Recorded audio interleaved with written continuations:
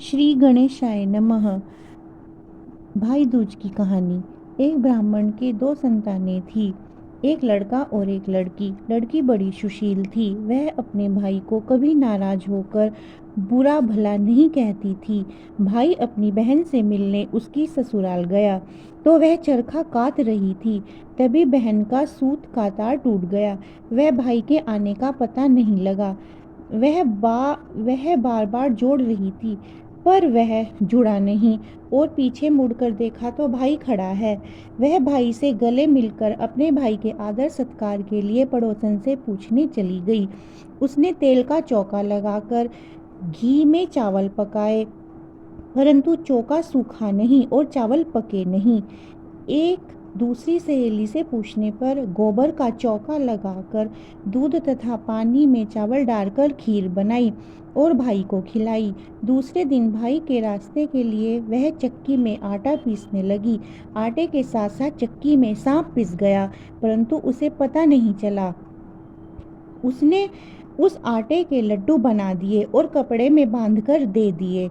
जब भाई चला गया तो बहन को सांप पिस जाने का पता चला।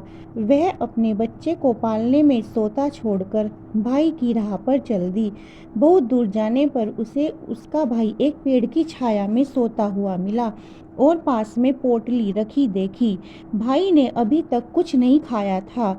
बहन ने सारे लड्डू फेंक दिए और भाई के साथ पीहर चली गई। रास्ते में उसने भारी भारी शिलाएं उतरते देखी। एक राहगीर से जब उसने उन शिलाओं के बारे में पूछा तो उसने बताया, जो बहन अपने भाई से कभी नाराज नहीं होती हो, उसके भाई की शादी के समय ये उसकी छाती पर रखी जाएंगी। थोड़ी दूर जाने पर उसे नाग तथा नागिन दिखे।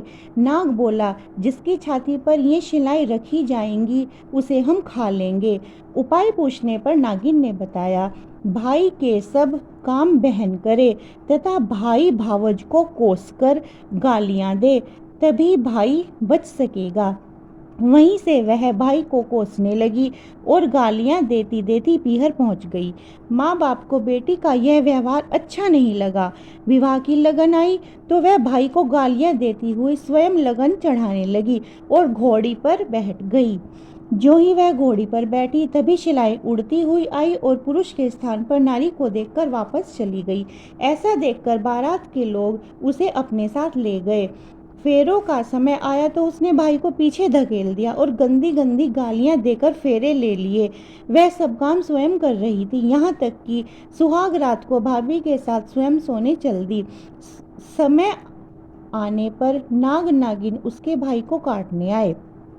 वह तो जानती थी, उसने नाग नागिन को मारने की तैयारी पहले ही कर रखी थी। उनके आते ही दोनों को मारकर जेब में रखकर 3 दिन तक सोई रही।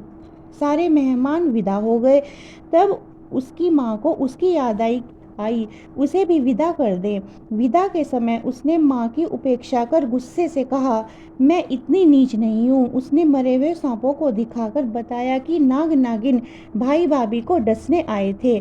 मैंने अपनी जान पर खेलकर भाई के जीवन की रक्षा की है। इसी भाई के पीछे मैं अपने बच्चे को पालने में रोते चिल्लाते छोड़कर आई हूँ। मेरे भाई भाभी को किसी प्रकार का कष्ट न हो। यह कहकर वह लौटने लगी तो माँ और भाई उसे रोका और आदर के साथ विदा किया। भैया दूज के दिन चित्रगुप्त की पूजा के साथ साथ दवात और पुस्तकों की भी पूजा की जाती है।